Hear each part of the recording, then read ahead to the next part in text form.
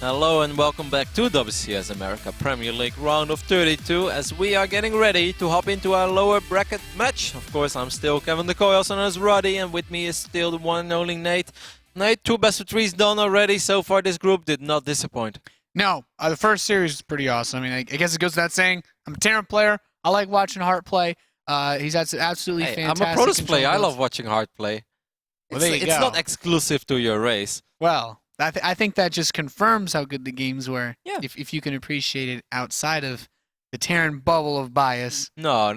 Like, I think it's natural to have some sort of racial bias every now and then to watch, Yeah. It's like if you watch 2 guys play and you don't know either of them, then it's obviously nice to see one of them play your main race. But all of these guys in WCS America we're so familiar with, and I truly don't care whether we're watching a couple of That's Zergs, true. Terrans, or Protosses, especially not when they are as awesome as Hart as, I feel like he's one of us. He's one of the boys. Yeah, that's true. I even as a Terran, I can appreciate TooDming's play as well because Yeah, I'm really exactly. excited to see him. I like TooDming in this group. I like him actually overseed in this lower bracket match. Yeah, and that's just... But their styles are very, I think, they don't really mesh well together. You have TooDming that likes, and we kind of joked about this, but he actually does go up to 4 or 5 bases at 10 minutes if you let him. But Seed, he's shown that he's not really interested in the long games. No, I'm a little bit torn because, of course, with this lower bracket match, that guarantees us that we are going to lose one of the 2 players, and I would really love to see either of them make it to WCS America round of 16. TooDming, as you guys can see, this is what has happened so far.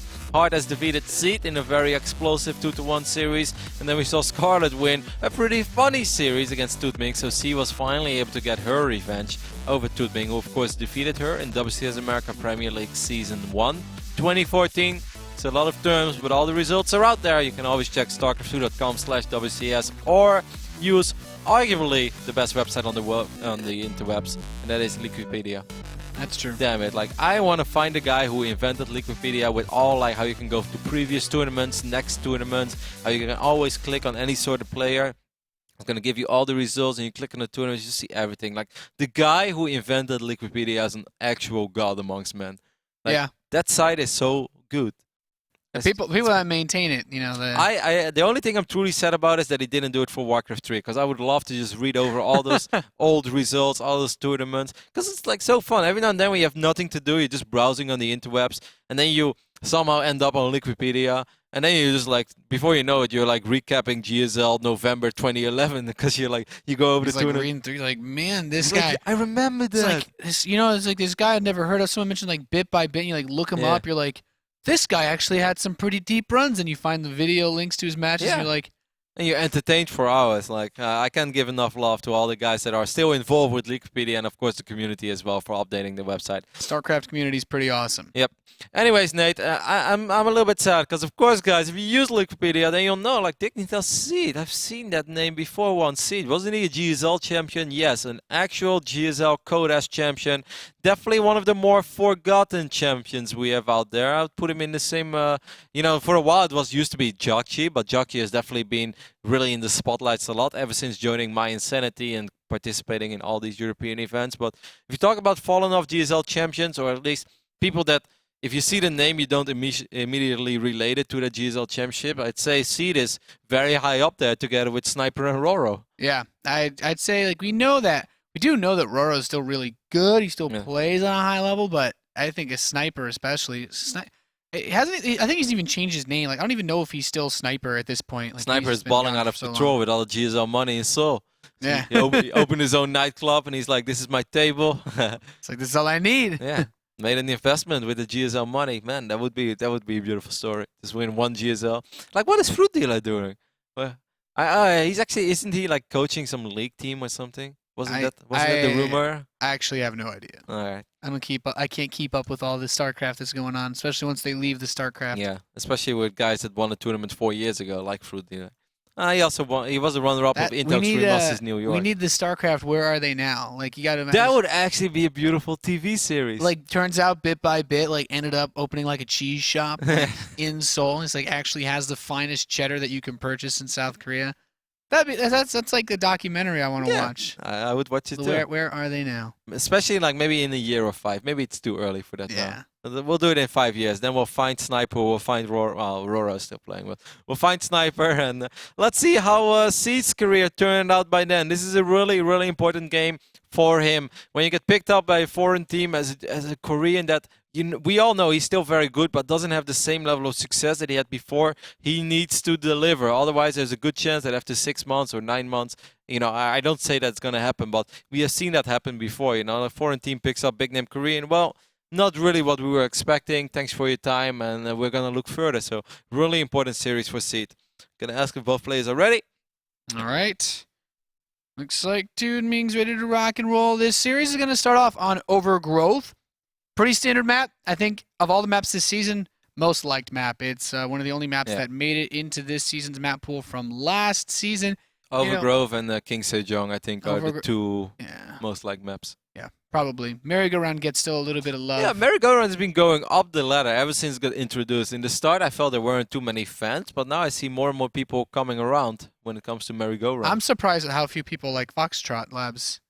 I think it's such like a different map. I think it's the gold base that scares people.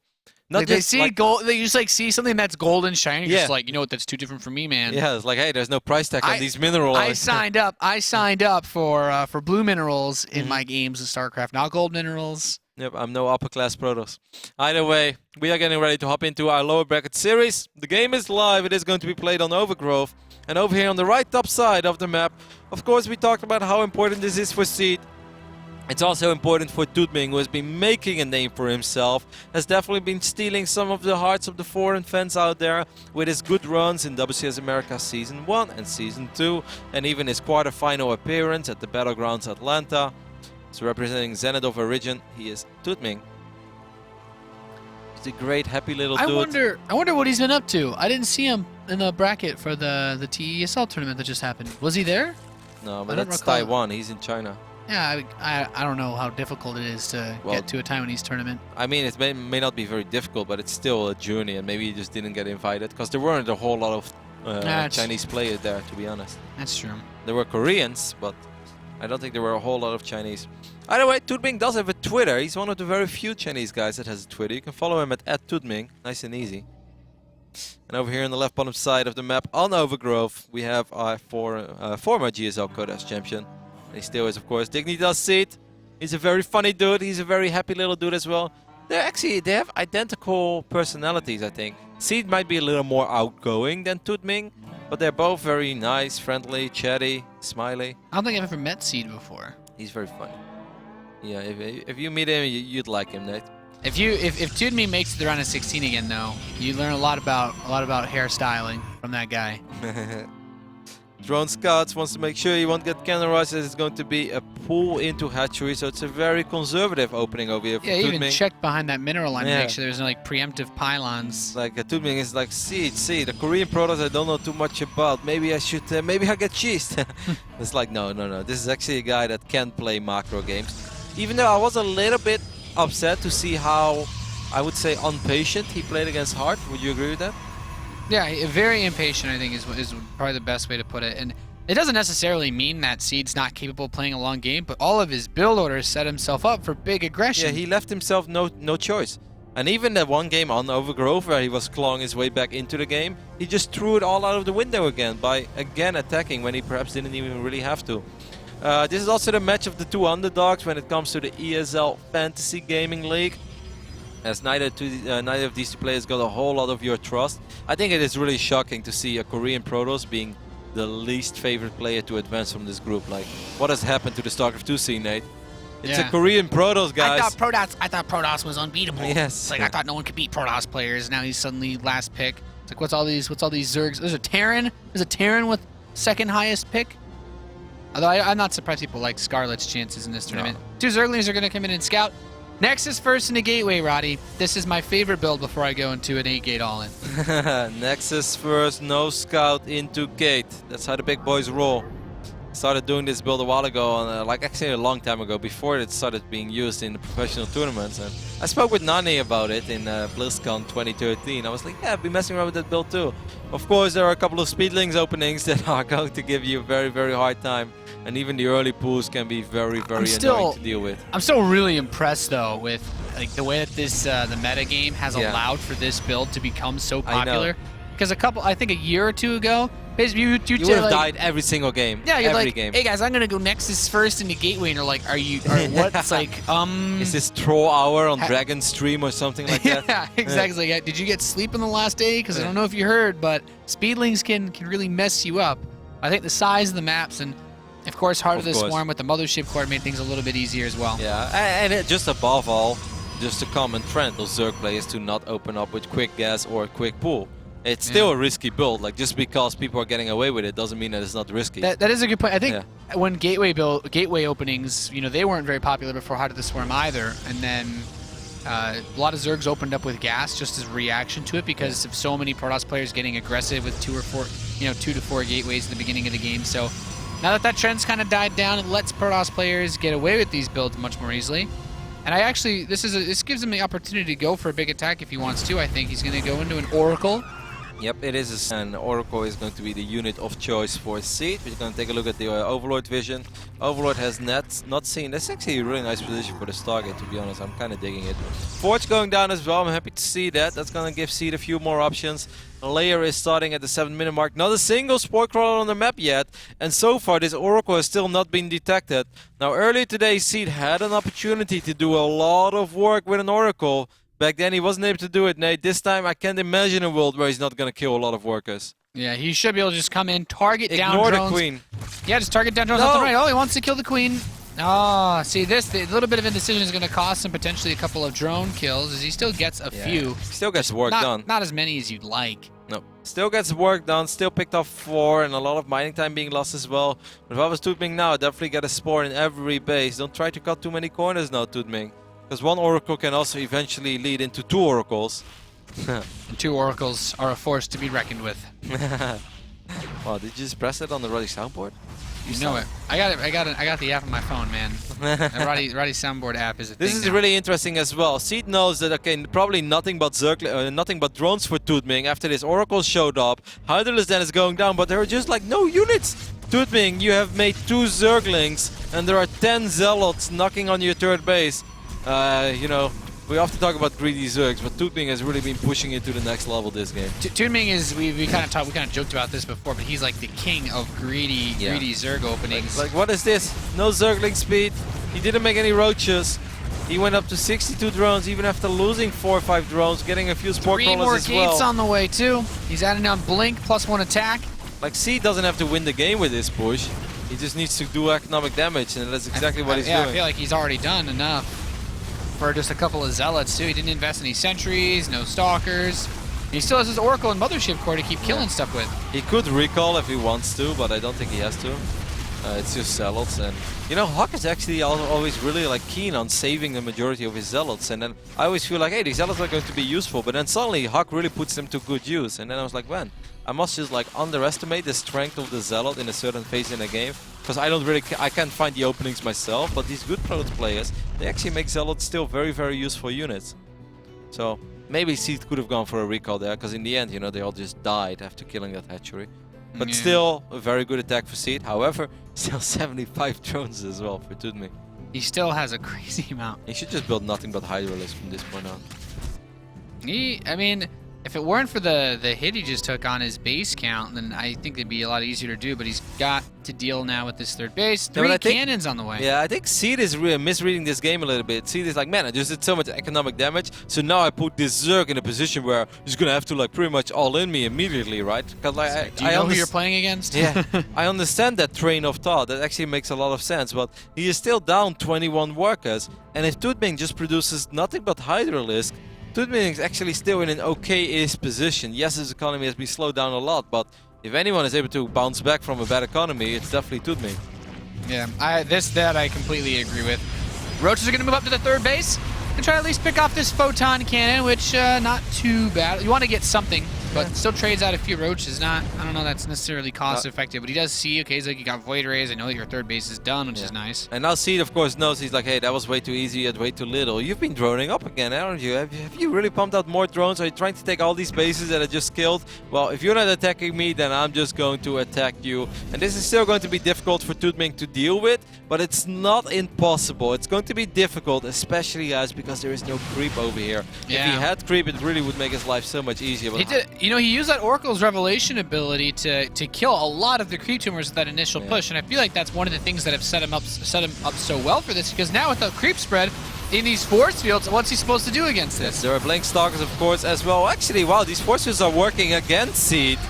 Like, these force fields are really not useful. Not now. I thought he was going to catch a lot more units with those. Spire going down for TooDming. He's very confident he's going to be able to deal with it. I think the second wave of force fields is going to be a lot better for Seed. Well, once more, even a few sentries. Even 3 or 4 Hydras being able to just focus on those sentries is really nice. The Stalker Ball is growing though, Nathan. That is something that is working very well for Seed. TooDming is going to have to try to get all of his units out there. Forward Blink, a very ambitious one. Now all the drones are being pulled as well. They're going to try to help and protect these Hydralisks for a little bit, but the Stalker count is so high that Seed, despite, you know, the first force was not really working out for him and kind of sacrificing a few units, he still has more than enough units to work with. GG is called. Seed will win game number 1 after TooDming tried to get away with pretty much the greediest style of Zerg. Let's go up to 3 bases, 62 drones, no Zergling speed, no roaches, 2 Zerglings. No units no at static, all, basically. no static D, just nothing.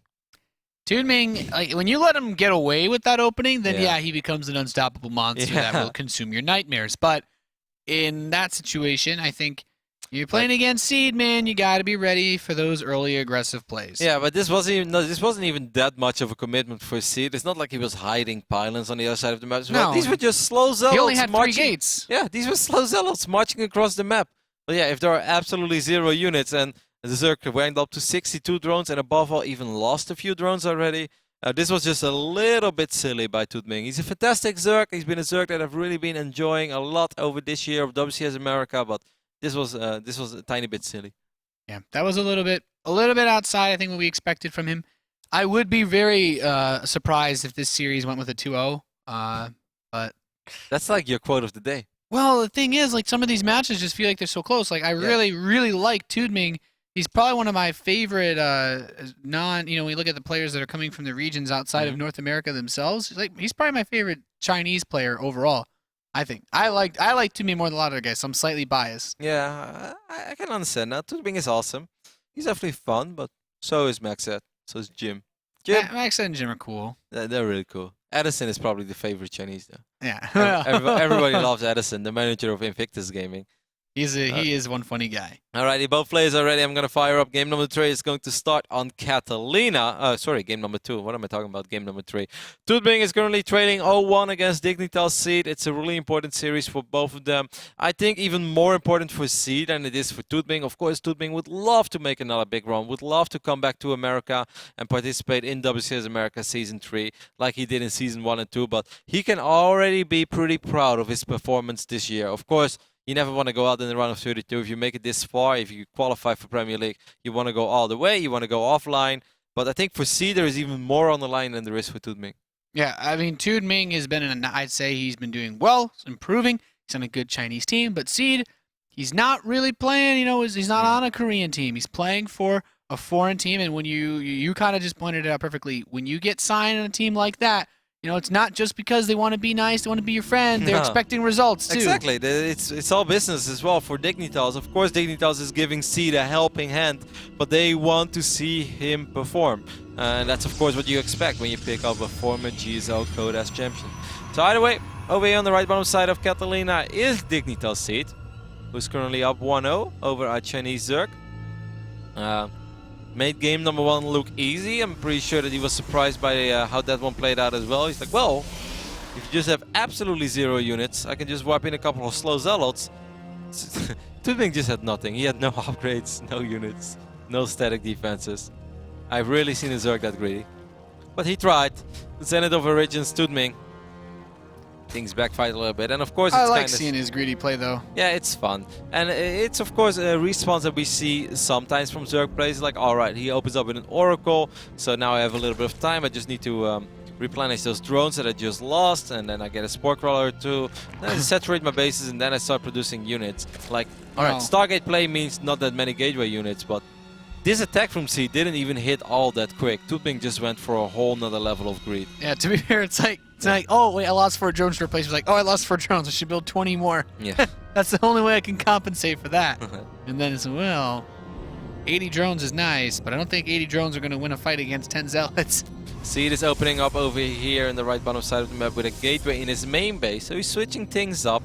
And while this game is just getting underway and both players are revealing their opening gold orders, I'd like to remind all our North American players. So if you live in if you live in USA or Canada, there's a satellite tournament going on tonight, which will be hosted by Johan Letot, the one and only French lover, Merlot.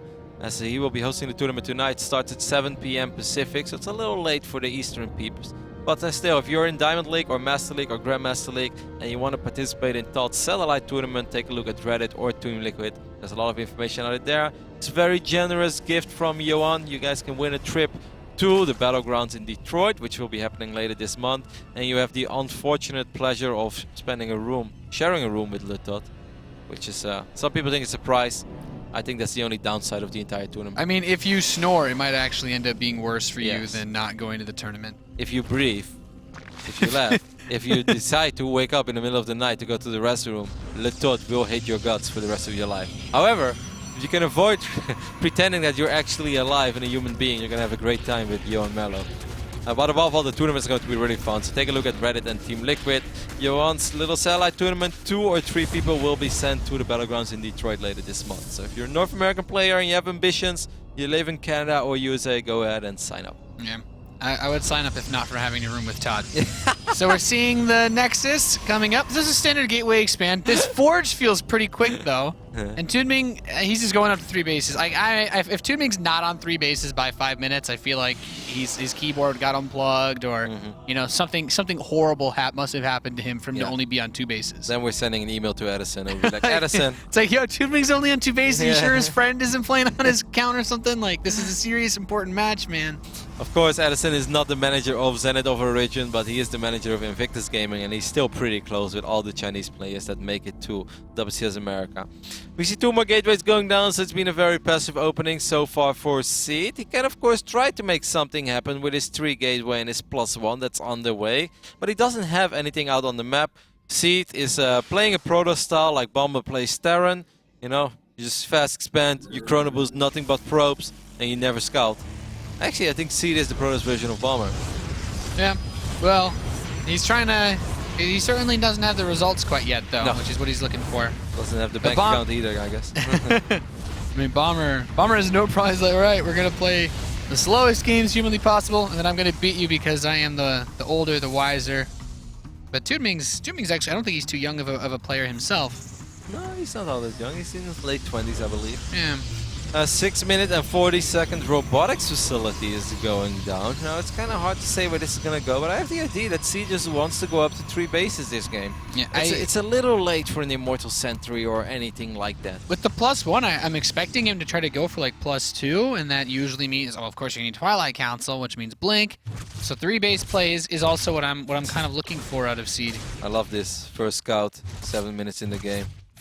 It's like, So, so that's where you spawn. To be fair, if you're playing versus TooDming, like, you know, unless your wall is vulnerable to 50 slow Zlings, you really shouldn't have too much to worry about. However, I am surprised that TooDming's not already on 4 bases. TooDming is actually, you know, he's switching things up a little bit. He's like, you know what, 62 drones and no upgrades was a little greedy, so I'm gonna go to up to 58 drones this time, and I'm gonna get spine crawlers.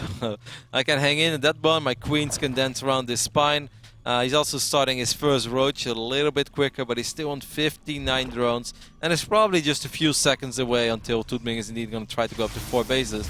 And Immortal does get started, though. And 4 more gateways are being added, so it seems like this is going to be an Immortal Sentry all-in for Seed. I didn't think that was going to be what happened here, to be honest. Like, the +1 is finishing... You think he could have... I don't know. I think it's weird. I mean, Yeah, of okay. course there are. If you're a Protoss and you think it's fair, then I feel justified. At first, I wasn't sure if I'm just like, if I've like missed some sort of new strategy Oh and my I'm God. like really ignorant about, but No, like that's why the Robo was a little late and he was getting the forts, because normally you that is don't a lot do of immortal. sentries. Like you don't have to do immortal sentry only with +1, of course. You know, it's all about the immortals anyway. Then we do see that fort hatchery going up on the left top side of the map. I'm not sure. Did TooDming see this army leave already, Nate? I actually feel like he somehow has successfully avoided this army. He's building nothing but roaches now. The weird thing is, Seed has one immortal. He has a lot of force fields, but he has one immortal. Does he have an observer? Yes, he does have an observer. He's got a probe in his warp prism too to build pylons with. Yeah. He's not going to build cannons, or is cannons. He's going to go... We haven't seen this in a very long time. Okay, now a few stocks are being added as well. So look at the immortal was so far in the front. There's the spine cross as well. TooDming. Oh, force fields will get him a couple of roaches for free. These roaches being almost pushed out of the edge of this game. Spine is going to fall pretty much immediately as well. See, this attack is hitting at 10 minutes sharp, and it is nothing but sentries, a few stalkers, and one immortal.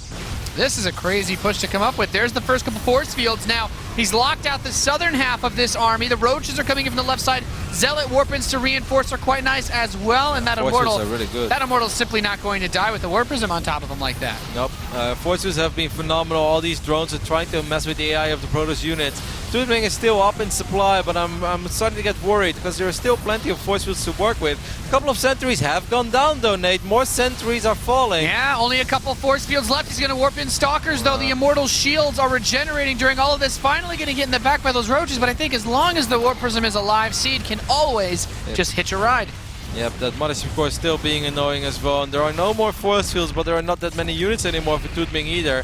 And above all, there are not that many injects left. Oh, look at this position, just tucking himself in and being able to use that. Yeah, as soon as the immortal takes damage, just picks it right up. But the immortal dies. It's still doable for TooDming. TooDming is currently. How is he ever gonna kill this immortal? Yeah, I don't know. It's not gonna. Yeah.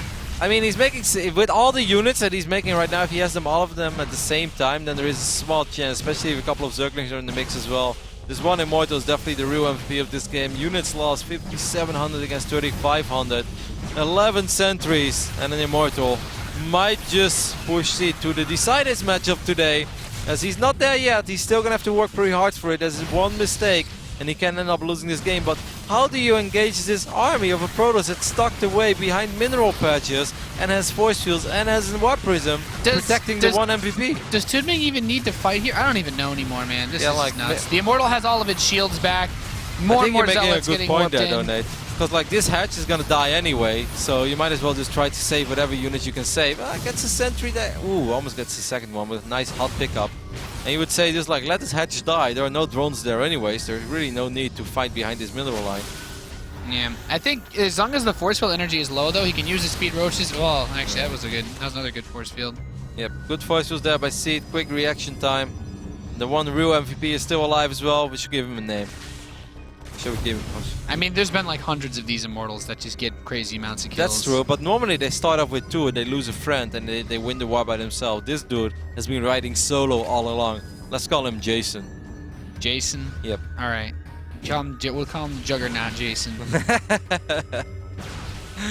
He does not die. TooDming has a good spread, but now these Zealots are going to get to work on this 4th hatchery that he had built earlier on. I'm actually surprised this 3rd hatchery is still alive. If TooDming saved this, like, everything I know about StarCraft is just wrong. There is a tiny chance that that is the case. Don't mean it like that, Nate. You know, as much of a TooDming fanboy as I am, I really don't see how he's supposed to stop this. There's so much force field energy as well. There are again like 10 sentries in this army. There is this one immortal, and the Zerglings is trying to start working on it as well, but they just won't get the surface area that they need. And again, the force fields are phenomenal. A lot of roaches being put on top of each other over there as well. The Stalker number is going up, and the Roach number is going down, and that is often the sign that this game is pretty much all over with the crying. Jason is dancing. Look at his move. Jason has moves for days. As GG is called, and for the first time in WCS America Premier League 2014, TooDming will not qualify for the round of 16, as unfortunately he will be eliminated in this very stacked group. And Seed, his hopes of making it to the round of 16 for the first time this year are still alive. This is his first season as well with us here in America. Yeah. Just sharp attacks, and I feel like this also brings up an interesting situation now because, of course, our next match is the winners match, which is going to be between Scarlet and Hart. I think I really like Heart's chances in the rematch if Heart were to lose. But Scarlet is kind of one of those players that also says she really doesn't like playing against aggressive Protosses. Yeah, but I feel that like the builds that Seed has shown so far, even though they have worked, I can't imagine a world almost where that is going to work against Scarlet. You know, Nate, we have 2 very exciting best of 3s ahead of us, and 2 times I'm going to have almost absolutely no idea who's going to win. I think Scarlet versus Heart is going to be phenomenal. I really think this could potentially be one of our best matches in the entire round of 32. And then the loser of that series is going to have to go up against Seed, who is dangerous, who is a former GSL Codas champion, and who really needs to make it to the round of 16. He didn't play fantastic early today against Heart, but perhaps he can do a lot better if they would play again. Like, I'm really worried for all 3 of them, which makes no sense because I'm going to disappoint myself in the long run because I will be sad regardless, Nate. Tonight we're going to have to find a good radio station when we drive home and listen to some very, very calming music because I'm going to be sad for one of these 3 players. Can also party for the other 2, I guess. I personally like Scarlet and Heart getting out of this group, but yes, but like imagine if that wouldn't happen, then you'd be sad. Then I'd be sad. And one of these 2 players that you just mentioned is gonna have to play with a tournament life on the line against Seed, who is still a very dangerous Protoss. Yeah, like it's tricky. I think it's really weird that we have sort of like we are all in this mindset that yeah, Scarlet and Heart should advance from this group. Like this is still Seed, man. Like. Seed is still a Korean Protoss player that's had a lot of success in the past, that is obviously has his gears focused on this tournament. Like, this is everything for Seed. This is not like one of these random days for Seed where he plays some StarCraft. No, he knows that this day can have a huge impact on, I would almost even say, the rest of his StarCraft career. So this is really important for Seed as well. And I don't think it's that easy and that straightforward that like, oh, Heart Scarlet, yeah, the loser will probably still advance anyway. It's going to be awesome. Our next series, I think it's going to be sick. Please let everybody know over the Twitter universe and let us know how you feel about it. But we are really excited. Hashtag WCS is going to be a TVZ perhaps for the ages between Axiom's Heart and of course Aces Scarlet. Stay tuned and we'll be right back with sick TVZ action.